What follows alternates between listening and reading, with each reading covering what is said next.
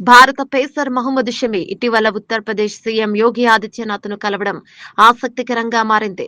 ఐపీఎల్లో ఎస్ఆర్హెచ్ తరపున నిరాశాజనకంగా ప్రదర్శనతో విమర్శలు ఎదుర్కొన్న షమి తన రిటైర్మెంట్ పై వస్తున్న ఊహాగానాలకు సోషల్ మీడియాలో ఘాటు స్పందన ఇచ్చాడు.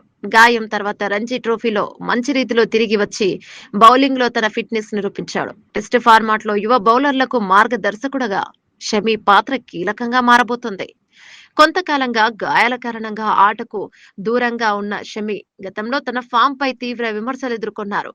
ఐపీఎల్ 2025 సీజన్ లో సన్ రైజర్స్ హైదరాబాద్ తరపున ప్రాతినిధ్యం వహించిన షమి 9 మ్యాచ్ల్లో కేవలం 6 వికెట్లు మాత్రమే పడగొట్టగా ఆయా మ్యాచ్ల్లో 56.16 సగటుతో పేలవ ప్రదర్శన కనబరిచాడు. ఈ కారణంగా అతను జట్టు నుండి తప్పించబడ్డాడు. గత సంవత్సరం గాయం కారణంగా షమి చాలా కాలం అంతర్జాతీయంగా క్రికెట్ కు దూరంగా ఉన్నాడు.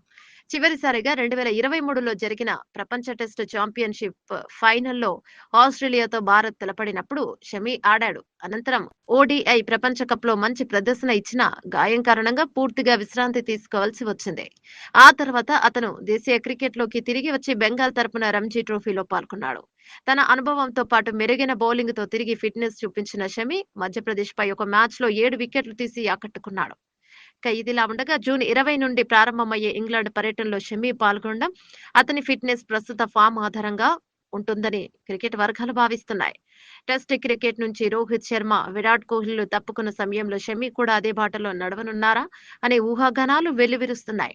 అయితే షమి భారత్ తరపున ఇప్పటి వరకు 64 టెస్టులు ఆడి 229 వికెట్లు పడగొట్టి 6 సార్లు 5 వికెట్లు తీసిన గొప్ప రికార్డు కలిగి ఉన్నాడు. తాజాగా జరిగిన ఇండియన్ ప్రీమియర్ లీగ్ 18వ ఎడిషన్ లో షమి ఎస్ఆర్ఎస్ తరపున ప్రాతినిధ్యం వహించాడు. అతని ఆట తీరు కొంతమందిని నిరాశపరిచినప్పటికీ భారత జట్టులో అనుభవజ్ఞులైన బౌలర్ గా అతని పాత్ర చాలా కీలకంగా మారుతుంది.